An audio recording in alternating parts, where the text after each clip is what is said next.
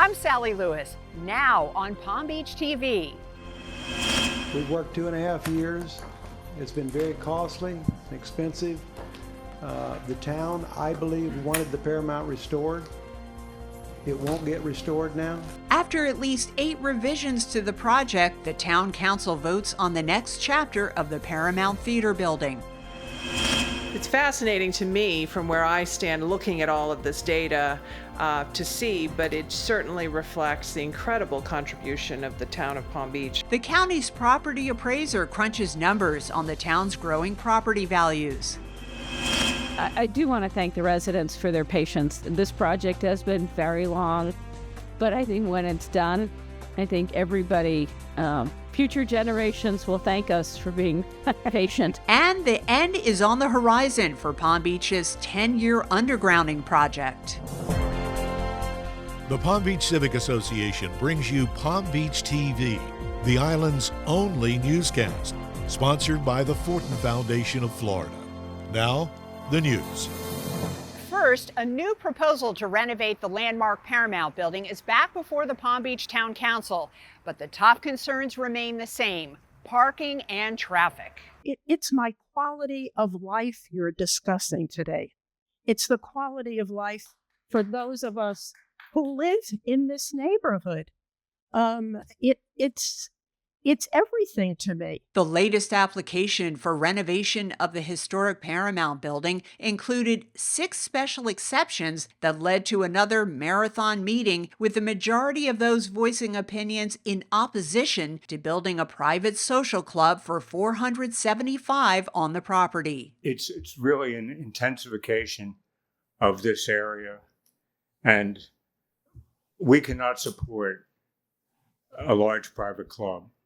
It's just something that will actually make it unbearable for the people in our neighborhood. He can rent the stores, he can do that, but to tear it down and to do what he's doing, we don't need that.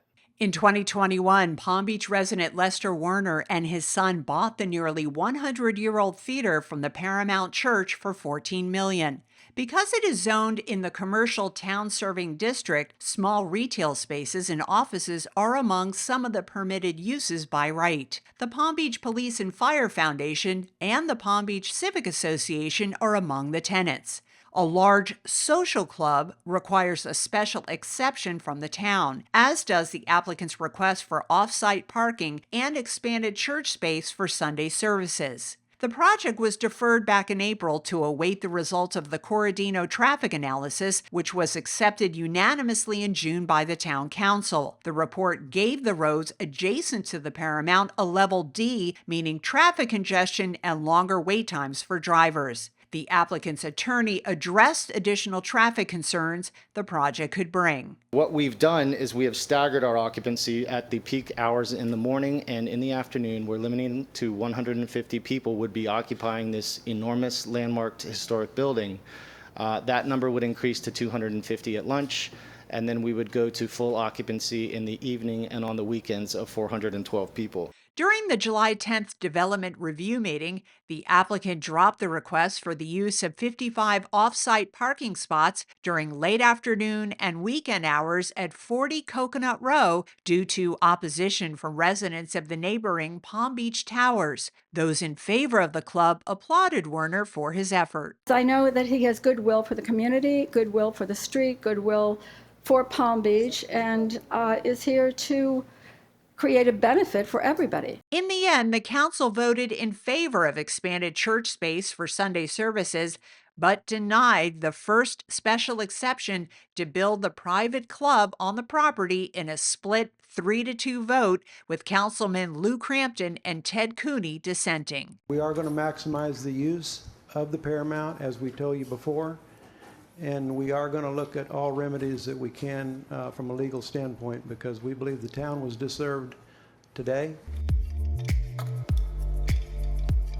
Palm Beach has over $54 billion worth of property in market value and over $32 billion in taxable value, which is an increase of 11.28% over the previous year, according to the property appraiser. It is an enormous contributor to the operation of the county and the school system, certainly, and even in that context to the state school system. In her presentation to the town council on July 9th, Jack said out of the county's 39 municipalities, Palm Beach has the second highest market value after Boca Raton, which has over 44,000 parcels, compared to Palm Beach, which has just over 10,000. For more details on the town's budget, read Our Town by William Kelly at palmbeachcivic.org.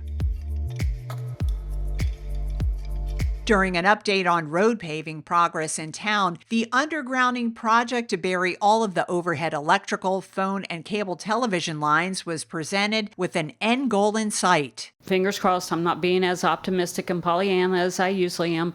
3 years from now, we're going to award Phase 8 South in October.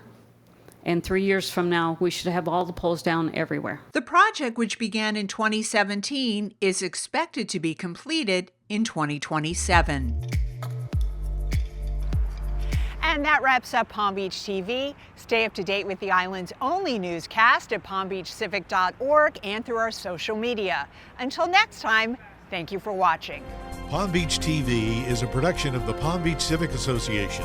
We thank our sponsor, the Fortin Foundation of Florida, and encourage you to let us know how we can further provide news coverage that best serves our members and residents.